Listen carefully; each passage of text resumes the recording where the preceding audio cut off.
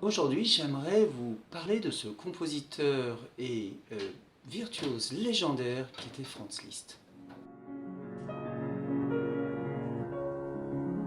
Alors déjà tout jeune, Liszt, avant l'âge de 10 ans, travaillait son piano sans relâche. Il fallait même l'arrêter de travailler, sinon il pouvait tomber malade, gravement malade même. Il jouait déjà tous les préludes et fugues du clavier bien tempéré, toutes les œuvres de Beethoven, des sonates qui avaient été écrites déjà à l'époque, puisque Beethoven était encore vivant. Donc vers l'âge de 10 ans, son père décide d'emmener son fils Franz Liszt à Vienne. On est alors en 1821, Liszt est hongrois, Vienne est la première grande capitale d'Europe où ils peuvent espérer avoir une formation très solide. Et il l'emmène chez un professeur de piano très célèbre, le plus célèbre de Vienne, donc le professeur Karl Czerny.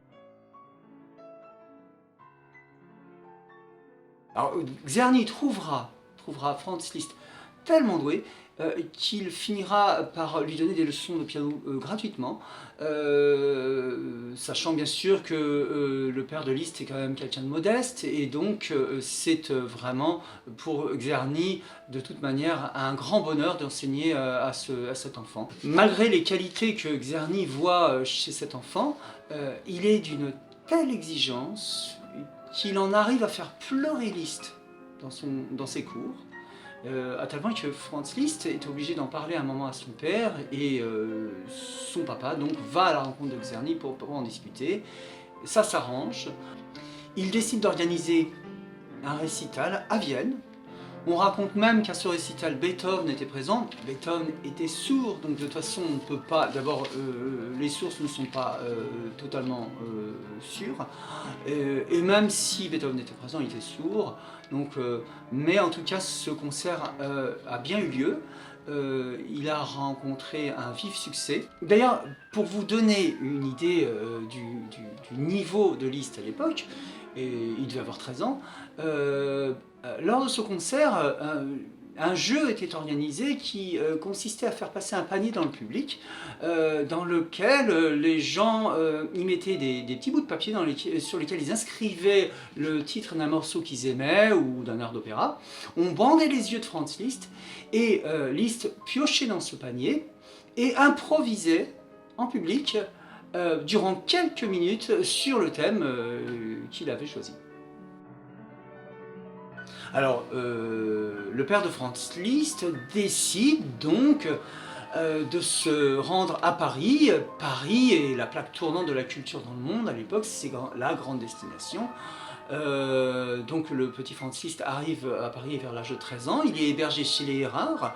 Alors, la marque de piano Erard est vieille, ancienne, elle n'existe plus, mais en France, à Paris, les Erard étaient à la pointe de la technologie au piano. Le piano évolue avec la technique pianistique. Il évolue tout au long du 19e et même au 20e siècle.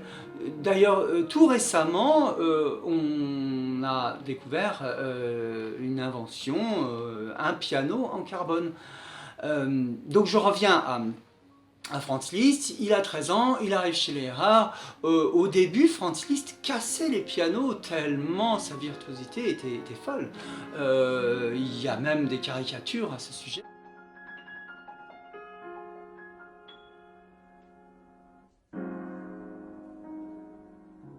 Très rapidement, bien évidemment, Franz Liszt devient très célèbre à Paris, à tel point qu'à vers l'âge de 19 ans, il est même considéré comme le plus grand pianiste de son temps.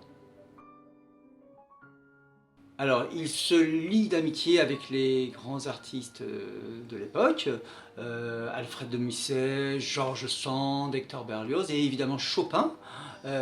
Chopin lui-même avait une grande admiration pour le virtuose qui était Franz Liszt. Liszt a donc 19 ans, on est en 1830 à Paris, et arrive le violoniste virtuose Paganini pour donner un concert.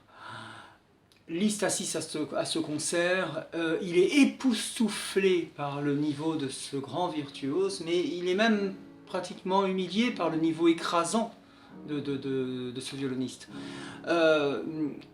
En réalité, Paganini arrive à faire sur son violon ce que jamais personne n'avait réussi à faire avant lui. À l'issue de ce concert, Liszt, on raconte que Liszt s'enferme chez lui et il se met à travailler son piano 26 heures d'affilée, il s'arrête quelques heures, il reprend durant des mois afin de complètement révolutionner l'art du piano et la technique pianistique. Et ce n'est qu'à partir de cette époque qu'il devient le pianiste légendaire que l'on connaît jusqu'aujourd'hui.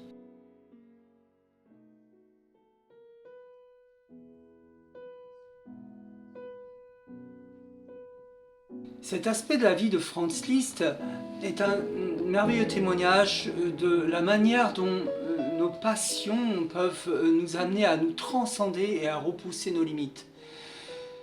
Voilà, j'espère que cette vidéo vous a plu. N'hésitez pas à la liker et à la partager. Je vous dis à très bientôt pour une prochaine vidéo.